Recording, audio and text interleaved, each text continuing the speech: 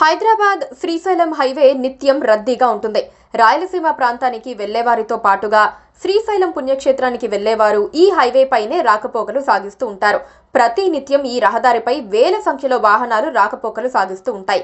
రహదారిపై పెరుగుతోన్న వాహనాల రద్దీని దృష్టిలో పెట్టుకుని ఈ మార్గాన్ని విస్తరించేందుకు నిర్ణయం తీసుకున్నారు. 125 కిలోమీటర్ల పొడవుతో ఉన్న ఈ జాతీయ రహదారిలో నల్లమల ఫారెస్ట్, అమ్రాబాద్ పులుల అభయారణ్యం మీదుగా వెళ్లనుంది. ఇందులో 62 కిలోమీటర్ల దూరం 2 లేన్ల ఘాట్లతో ఇరుకుగా ఉంది. దీంతో ప్రస్తుతం వాహనాల రాకపోకలకు తీవ్ర ఆటంకాలు ఎదురవుతున్నాయి. ఈ ప్రాంతంలో టర్నింగ్ల కారణంగా వన్యప్రాణులు కూడా యాక్సిడెంట్ బారిన పడుతున్నాయి. దానికి తోడు హైదరాబాద్ నుంచి శ్రీశైలానికి దూరం కూడా ఎక్కువగా ఉంటుంది. ఈ సమస్యకు చెక్ పెట్టేందుకు ఎలివేటెడ్ కారిడార్ నిర్మాణం చేపట్టారు. ఈ కారిడార్ కు కేంద్ర ప్రభుత్వం ఇప్పటికే గ్రీన్ సిగ్నల్ ఇచ్చింది. మొత్తం 62 కిలోమీటర్ల మేర అభయారణ్యంలో 30 అడుగుల ఎత్తులో ఈ రహదారి నిర్మించనున్నారు. ఈ రహదారి నిర్మాణానికి 7,700 కోట్లు ఖర్చవుతుందని అంచనా వేస్తున్నారు. నాగర్ కర్నూలు జిల్లా అచ్చంపేట మండలంలోని బ్రాహ్మణపల్లి నుంచి మన్ననూరు, కుంచోనిమూల, దుర్వాసుల చెరువు, ఫరహాబాద్, వటువర్లపల్లి, దోమలపెంట గ్రామాల మీదుగా శ్రీశైలం వరకు కారిడార్ వెళ్తుంది.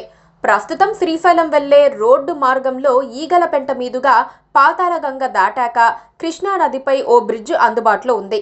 ఆ వంతెన దాటితే ఏపీ రాష్ట్ర పరిధి ప్రారంభమవుతుంది.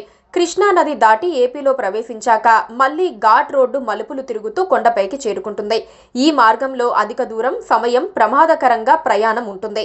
దీంతో కృష్ణా నదిపై కొత్తగా ఐకానిక్ వంతెన నిర్మాణానికి కేంద్రం సిద్ధమవుతోంది. ప్రస్తుతం హైదరాబాద్, శ్రీశైలం, నంద్యాల హైవే నల్లమల అడవి మీదుగా సాగుతుంది.